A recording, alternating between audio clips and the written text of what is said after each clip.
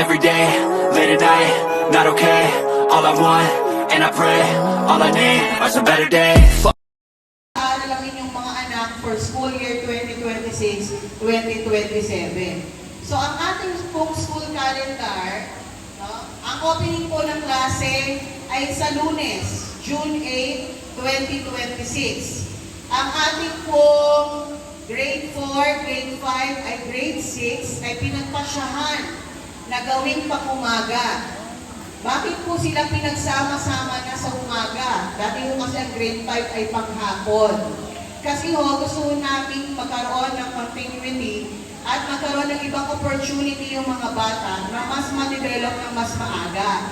Kagaya po na na-mention kanina ni Sir Dennis, ang school ay isa sa mga nagko-compete sa journalism. Pero ang nangyayari pagdating ng grade 6, doon lang siya matitrain. Kasi tsaka lang mahahawakan si Seth. Kasi kung grade 5 pang hapon, hindi siya pwedeng sumabay dun sa training ng grade 6. Kaya ngayon, mas pinili namin na ang grade 4, grade 5, grade 6, sabay-sabay ang pasok para magbigay daan ito na ang grade 4, grade 5 students ay mai-prepare natin ng mas maaga para pagdating ng grade 6, handang-handa na sa ating national event. Diba? Kasi ang nangyayari, parang taon-taon magte-train. Mas maganda, grade 4, nag-start na ng training ng journalism.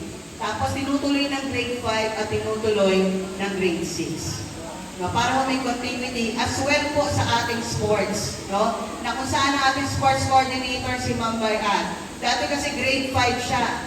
So kung may grade 4 na marunong, na gustong sumali at mag-train, no? Hindi niya magagawa kasi si Ma'am Bayan ay panghapon.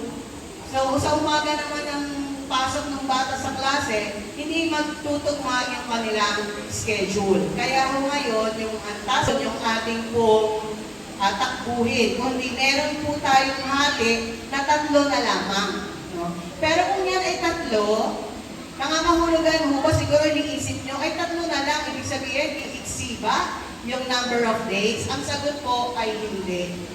Ang bilang ng school days ay parehas pa rin po. Alinsunod sa Republic Act 11480 na tayo po ay merong at least or not more than 220 school days. Ganun pa rin po yung bilang ng aral. Yung araw na sila ay papasok. Yun nga lang hinati na lamang po ito sa 3. Ito po ang makikita ninyo sa gawing ibaba, ipapaliwanag ko. Sa unang araw yung 5 days, ito ay magsisimula sa June 8 hanggang June 12 po sana, kaso ang June 12 po ay holiday.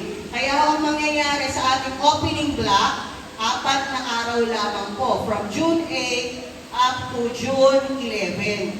Yung ating pong kulay yellow na opening block, ito po yung magbibigay daan na kung saan mula sa vacation mode, ang ating students, medyo ibubukas na ni teacher. No? Yung pagiging student mode naman nila. No? Kumbaga, palit-aral na. Kaya kailangan dito nangyayari na kung